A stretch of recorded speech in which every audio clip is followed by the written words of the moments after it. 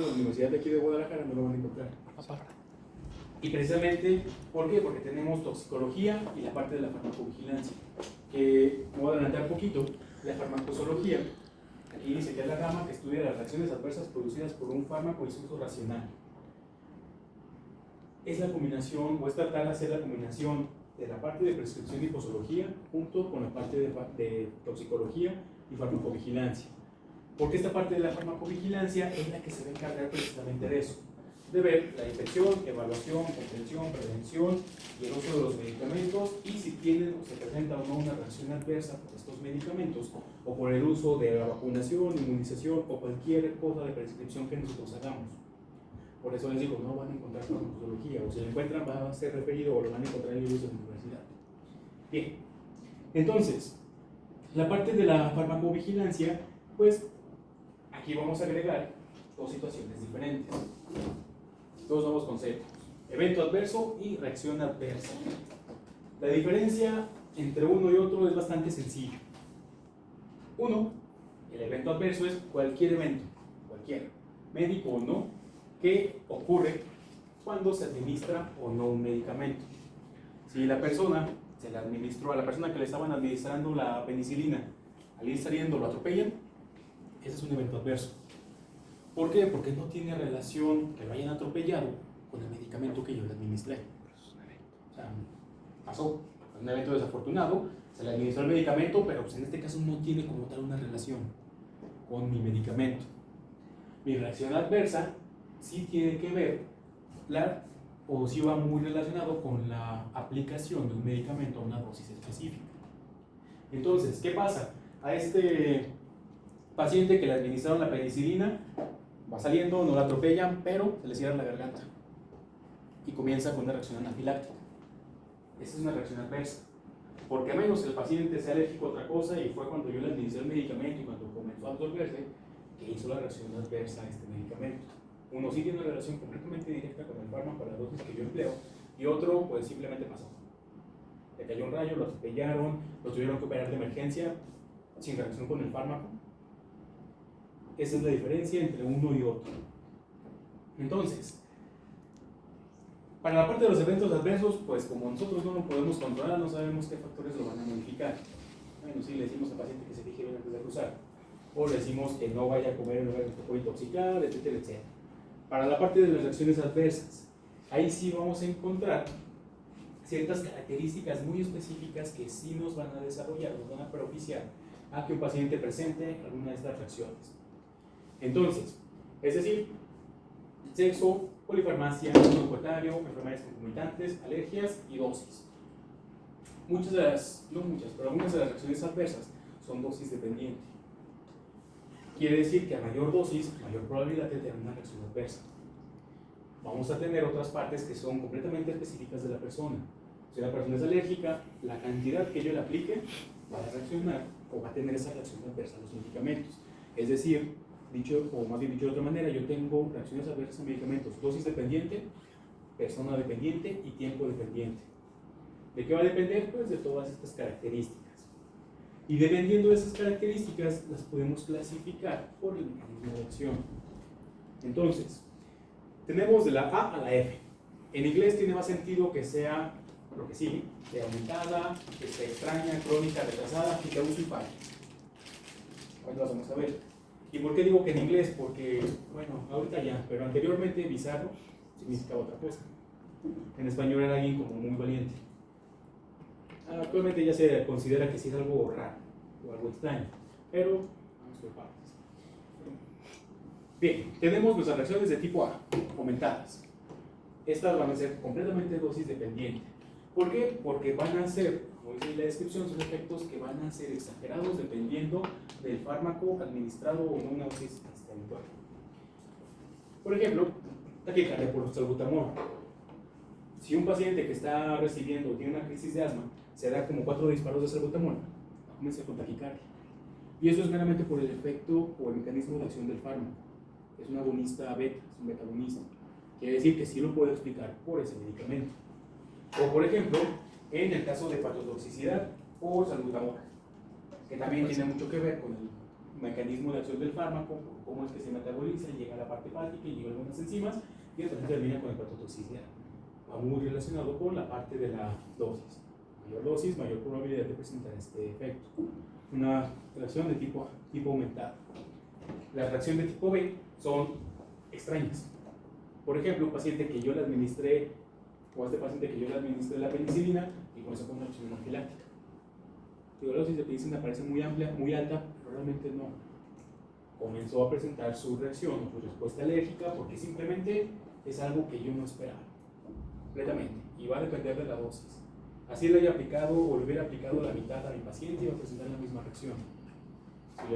Si yo le hubiera aplicado una tercera parte, iba a pasar. La más común son las dosis o las reacciones alérgicas. La parte de la crónica o las reacciones adversas crónicas. Estas van a ser pues, prácticamente tiempo dependiente. Y suceden, primero no sabemos por qué, pero ocurre casi siempre por una exposición prolongada a un fármaco. ¿Y por qué, o a qué nos referimos que no sabemos por qué ocurre? Simplemente son reacciones en las cuales a veces se conoce, a veces no. En esos dos casos sí se conoce el por qué nos llega a producir, en otros no. Se genera una enfermedad, como ella está entrecomillado, espontánea. ¿Por qué? Porque en el síndrome de Cushing, cuando yo tengo la administración a largo plazo de esto, puede llegar a presentarse. Bien. ¿Y por qué a largo plazo? ¿Por la acumulación del medicamento? No. Ok. ¿Cómo funciona el sistema de secreción de esteroides? Mi eje endocrino. ¿Quién libera los esteroides? Fisiología. ¿Quién libera los esteroides? Es que si les digo la otra palabra o la otra forma como que se conocen, se van a saber. O se van a acordar. ¿Quién libera los corticosteroides? Allá. ¿Quién los libera? La corteza de la suprarrenal. La corteza suprarrenal. ¿Qué hacen? Los corticosteroides. Pues tienen efectos a nivel de reacomodo central de lípidos, tienen efectos a nivel del sistema inmune, lo rellevan hacia la baja, tienen efecto mineralocorticoide, es decir, retención de líquido, retención de sodio, y tienen efectos a largo plazo en el ADN. ¿Qué pasa y cómo actúa este sistema a nivel endocrino? Si yo administro esteroides, ¿qué va a hacer el sistema? Tengo un bucle de retroalimentación negativa, y si tengo retroalimentación negativa, ¿qué va a pasar? Va a aumentar La va a reducir. La va a reducir. Va a reducir, voy a tener menos secreción de la corteza, hasta el punto en el que se bloquea por completo, porque yo lo estoy administrando los esteroides. ¿Qué pasa? Y por eso es raro, porque por razón desconocida, teóricamente lo que debería pasar con una supresión adrenal, ¿qué es? Los pacientes se vuelven como cobrizos. ADISO. Los pacientes desarrollan ADISO por enfermedad mineralocorticoide y obtienen un color como cobre, así, literalmente como si estuvieran mugrosos de cobre, como oxidados. Pero no, lo que ocurre es que se les pasa un síndrome de Cushing, es decir, si tuvieran una secreción inadecuada o una deprivación de la secreción de esteroides. Y los pacientes tienen una reorganización central, tienden a la parte de inmunodeficiencia y se les hace la cara de luna llena. No tiene función hídrica. Por eso es desconocido. Sí sé por qué pasa, pero crónicamente no debería pasar. Es un paciente que yo le estoy dando un esteroide. Casi siempre es por una interrupción rápida. Porque yo lo interrumpo y como mi eje está bloqueado, pues no tengo la parte de retroalimentación. El otro sí tiene sentido, las tetraciclinas. Las tetraciclinas, antibióticos, tienen una característica fisicoquímica muy particular, son quelantes de metales. Y hablando de quelantes de metales, los que usualmente consumimos por la dieta, ¿cuáles son? magnesio, Magnesio, fósforo, hierro, cloro, calcio. calcio. El calcio es el que más interfiere con su absorción. Y además, si tenemos un diente en desarrollo o un centro de crecimiento, como estamos absorbiendo rápidamente calcio, van a generar ese metal, se van a unir literalmente y se va a depositar ahí. Y en las personas que tienen tetraciclinas, se les depositan los dientes y se ven podridos. Y entonces no tiene ningún mecanismo de acción. O sea, solo se queda ahí. Llegas a pegar el calcio y ya. Prácticamente no sirve de nada. ¿Sí? Por eso es como una enfermedad espontánea. Pasa. Algunos sí están bien dilucidados, otros es pasa. Pero es por el uso crónico, el uso a largo plazo. Y tenemos otras que van a ser, son dos que se parecen mucho, pero no son iguales. Estas, la parte de retrasadas, delay, las tipo D. Casi siempre ocurren una vez que nosotros administramos un fármaco durante un tiempo y se dejó de utilizar. No confundir con las que siguen, con estas, las del síndrome o del fin de uso, end of use. Son dos diferentes. Uno es retrasada, es decir, se administró el medicamento, se dejó un tiempo y no pasaba absolutamente nada y le ven así con alguna malformación. O tenemos un cierre de centro de dosificación y estatura pequeña. Ocurre precisamente por la administración del medicamento, se concluye la administración, no pasa absolutamente nada y a largo plazo ocurre alguna afectación. Y puede ocurrir también con algunos medicamentos a largo plazo, terminan generando cáncer. Por ejemplo, la ranitidina, que se sacó del mercado porque aumentaba el riesgo de hiperplasia prostática y el consiguiente riesgo de cáncer prostático. No por uso crónico, sino porque se usó, se dejó de usar y aumentaba ese riesgo. ¿Y si se sigue usando? Entonces era crónico. Pero generaría el mismo efecto. Por la cronicidad, ya no por el retraso en el uso. Sí, Y casi siempre acelera el proceso. como la talidomida, o sea, si la sigues usando durante todo el embarazo va a ser igual a que si la dejas de usar. A que se deja de usar. Porque el efecto ya está, solamente se va a retrasar hasta que ya se puede observar. Diferente a este, que es cuando se ocurre, por ejemplo, una suspensión brusca. El ejemplo clásico, Cushing. Tengo un paciente que estaba recibiendo esteroides, prednisona, más de 10 días y lo suspende, así nada más porque sí. Termina con Cushing. Mucho más probable que si lo tiene por largo plazo, bueno, es más o menos lo mismo. O supresiones, síndrome de abstinencia. Los pacientes que estaban acostumbrados a utilizar opioides y se les corta de golpe, desarrollan el síndrome de abstinencia. Es una reacción adversa. ¿Es un opioide? Es una benzodiazepina. Y también ocurre porque se genera esa dependencia. Tienen tanto tiempo usándolo que el cuerpo ya se acostumbró, ya está acostumbrado a eso y se suspende de manera brusca y se genera esta reacción adversa. Y no todos son así de extremos, podemos tener una obstrucción nasal por el uso de los vasodilatadores. La fasolina, si se utiliza Afrin mucho para la parte de obstrucción nasal, después produce obstrucción nasal porque se genera esa vasoconstricción. Persiste a pesar de que debería quitarse esa obstrucción que tenía nasal por el uso constante, y cuando se termina de manera bruta, vuelve a pasar. El cuerpo se acostumbra.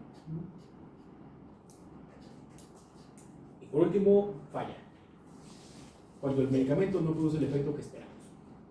Simplemente por interacciones farmacológicas, por resistencias. Esta parte de falla es más común, por ejemplo, en el caso de antibióticos y en el caso de anestesia. Porque nosotros queríamos o estábamos utilizando el anestésico para dormir a la persona, para que no sintiera dolor, pero por X y motivo, ya sea por las interacciones farmacológicas o la misma resistencia del cuerpo, se genera esa falla y no le quita el dolor, no se duerme.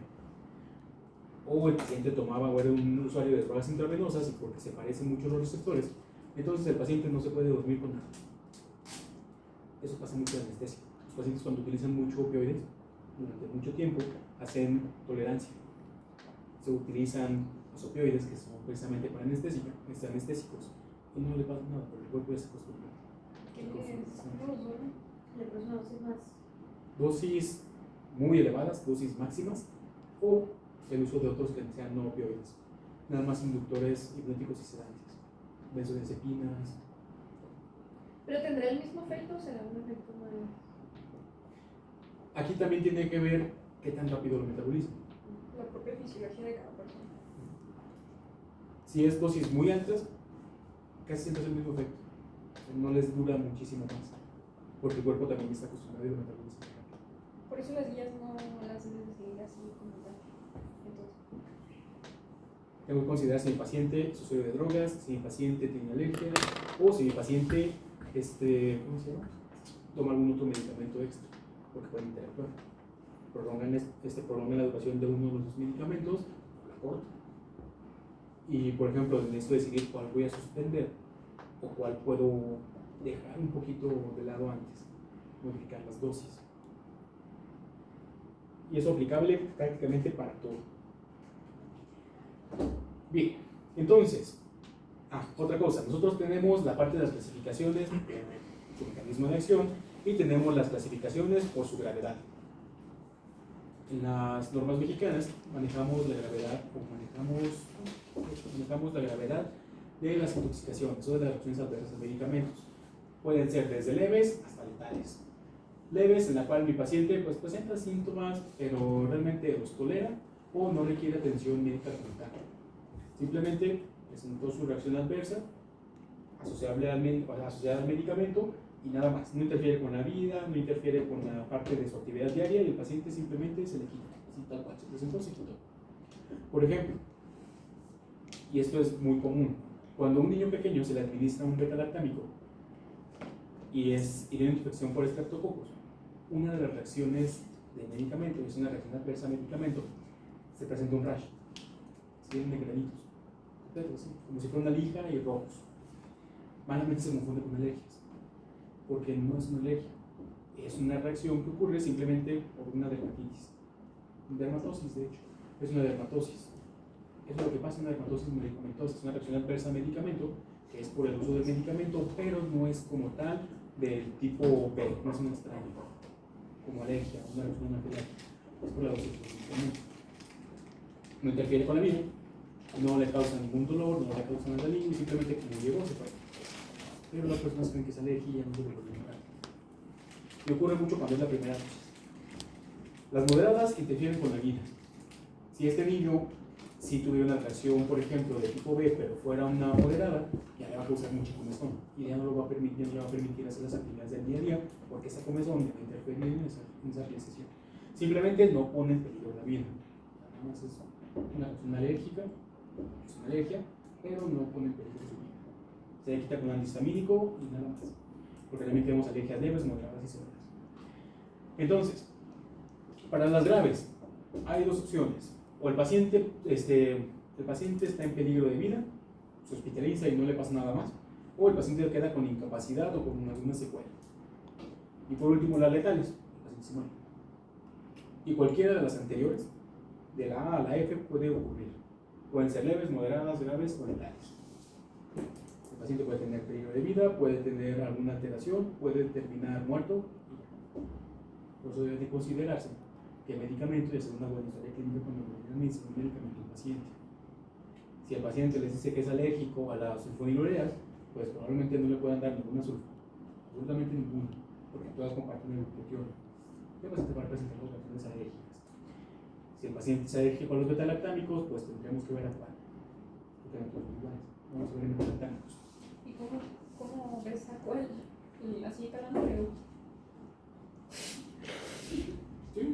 Pero no son los que hacen varios.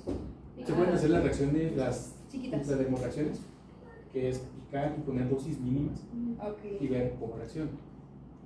Si es una roncha grande de más de 5 milímetros, que se considera positiva o no. El problema es que son caros, es muy caro. Y en el seguro se lo hacen nada más a niños, adultos casi no. Sí, desgraciadamente.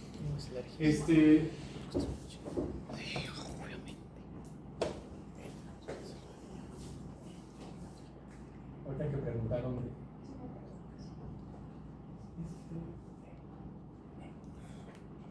creo que el azul raya leche.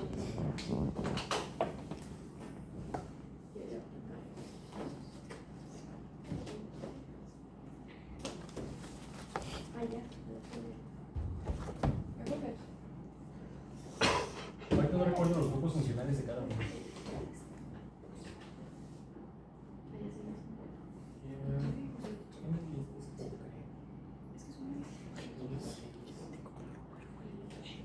No recuerdo los grupos funcionales que tienen específicamente, pero los betalactámicos comparten eso. Si se fijan, las estructuras son parecidas, pero no son iguales, porque tienen pequeñas diferencias y esas diferencias es lo que va a hacer que se pueda presentar una energía específica. Son más o menos así.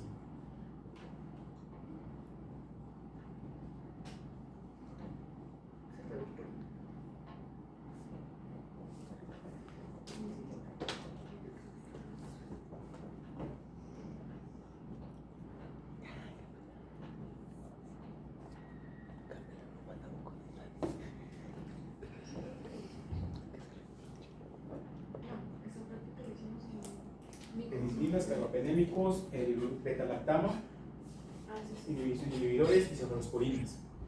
Todo lo que sea similar va a causar una reacción similar. Si una persona está alérgica a las penicilinas, hablando de penicilina, amoxicilina, doxicilina, ni de chiste, se le puede dar un carbapenémico, porque son iguales. Si la persona es alérgica a las penicilinas, quizás se le pueda dar una cefalosporina. Y sobre todo las de última generación, porque ellas no son iguales estructuralmente. Si la persona es alérgica al grupo beta-lactama, que es este, no se le puede dar absolutamente ninguno. La forma de saberlo es administrándolo. Porque ¿cómo se degenera una alergia? No, pues sí, poniendo... Usándolos. Si es la primera vez, jamás va a ser una alergia. A menos que ya se haya recibido algo muy similar. Si es la primera vez que a ese niño le ponían amoxicilina, y era el primer antibiótico que le daban, Es una reacción nada más. es una reacción ¿de qué tipo? Tipo A. ¿Tipo A? ¿Por qué? Tipo B, ¿no? No, es tipo. Tipo, vámonos por partes. ¿Por qué no tipo F? Pues porque el medicamento sí está... El medicamento está funcionando, Sí. ¿no? O no sabemos, o no sabemos si es tipo F porque no sabemos si está fallando o no. ¿Por qué no es tipo E? Porque Pues no porque le no lo has estás terminado, no no has lo estás terminado la- limitando. Así no se quitó de gol. ¿Por qué no es tipo D? Tampoco se quita. No, pues porque Y a no- veces no sé si ya tuviste un uso ni siquiera lo prolongado. tenemos en uso, o sea, ni siquiera ha pasado el tiempo suficiente para decir, pues que es una tipo D. ¿Por qué no es una tipo C? Porque no lo estás Porque no es dando por mucho crónico. tiempo. Exacto. Apenas No por es un primera uso vez. constante. ¿Por qué no es una tipo B? Puede ser una tipo Es una tipo B. No, porque no es una alergia. No es una alergia. Es Pero una igual reacción es anafilaxia. espontánea. Ok. ¿Y por qué sí puede ser, por ejemplo, Pues es un efecto... Porque es un efecto a la dosis No. habitual y depende de. Y es un efecto exagerado. Ajá. Simplemente a la dosis normal tiene un efecto que no esperas. No es una alergia, no es una reacción de anafilaxia. Simplemente es Puede ser hipersensibilidad. hipersensibilidad, pero pues, entonces, si el paciente ya había recibido antes doxicilina y se le cerraba la boca, tenían que ver Ya podría Ahora sí asociarse y le a- administran amoxicilina. Pues ahora sí es una respuesta alérgica. Por la pequeña dosis y porque es una respuesta completamente normal del medicamento y porque es una alergia. Y porque eso es independientemente de la dosis. Y además ya había sucedido anteriormente. Y a la doxicilina, entonces para empezar ni siquiera se le tuvo que haber administrado, pero Otra vez. Ajá. y así. Ok. Dependiendo de eso, pues nosotros podemos ver esta parte. Y hay un algoritmo que nos puede servir, que es el de Carlos Lasaña modificado por Naranjo, que solamente nos dice si es probable o no, dependiendo de qué tan de la dosis del medicamento, cuándo ocurrió, cómo ocurrió, por qué ocurrió, y se utilizan esos puntajes. Si no, no sé. Probada de que 9 o más puntos. Quiere decir que si es efectivamente una reacción adversa al medicamento. Hacia abajo, pues probable, dudosa. Si es 0, Pues pues no por es. algo, no es una reacción. Y si no es una reacción y le administraron un medicamento y le pasó algo al paciente, ¿qué es? ¿Y si qué? Le pasaron al paciente le utilizaron un medicamento, descubrimos y utilizamos este algoritmo y vemos que es 0. Eso es un evento adverso. 90 pesos. ¿Por qué? Porque no tuvo relación con el medicamento, simplemente le pasó. Coincidió. Coincidió. ¿Y los eventos adversos se tienen que estudiar aún así? Depende del evento adverso. por ejemplo, es que a mí me hacía lógica de... Si vive en todo el verso fuera que lo atropellaron saliendo, Pues no lo tienes que estudiar. Pues, si fuera que le dio una apendicitis, a lo mejor sí, ¿por qué? porque puede que aunque no parezca que produce ese efecto, sí lo está produciendo. Porque tenemos que saber si es uno de tipo B. De delay, ajá. No, Necesito saber si es porque por las mismas características del medicamento mi paciente terminó con una enfermedad o una reacción de tipo retrasado. Es así. Depende. Depende.